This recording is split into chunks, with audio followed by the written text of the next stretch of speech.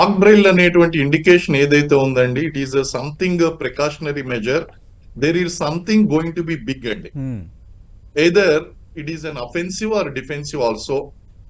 So దీనికోసం ఏంటి అంటే, ఒకవేళ కనుక జనావాసాల్లో ఈ యొక్క క్రూషియల్ సిటీస్ ఏదైతే ఉన్నాయో, ఇప్పుడు ఐడెంటిఫై చేసినటువంటి డిస్ట్రిక్ట్స్, ఇవన్నీ కూడా crucial installations and defence installations.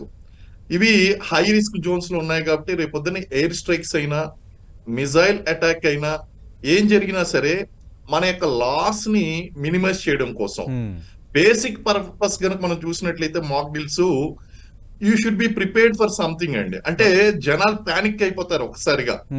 So ఈ పానిక్ అనేటువంటిది ప్రివెంట్ చేయడం కోసం, అలాగే మనకి మీరు చెప్పారు ఇలా కొన్ని ఎమర్జెన్సీస్ ఉన్నప్పుడు ఎవాక్యుయేషన్ డ్రిల్స్ అని ఉంటాయండి.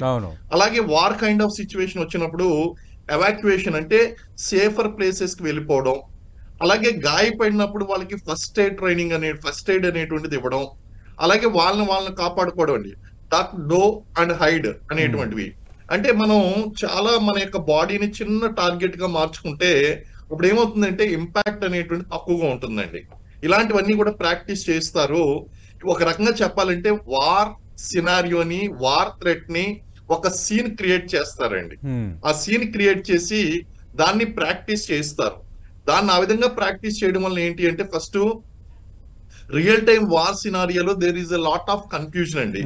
ఎవరు ఏం చేయాలి, ఎక్కడ చేయాలి, ఎలా చేయాలి, ఎక్కడ దాక్కోవాలి, ఏ సేఫ్ ప్లేస్ లోకి వెళ్ళాలి, ఒకవేళ ఇలాంటివి జరిగితే గనక మన యొక్క ప్రాణాలను ఎలా కాపాడుకోవాలి, ఇవన్నీ కూడా ఒక వార్ సినారియోని క్రియేట్ చేసి ఆ యొక్క సినారియోలోని మనకి చేత ప్రాక్టీస్ చేస్తారండి.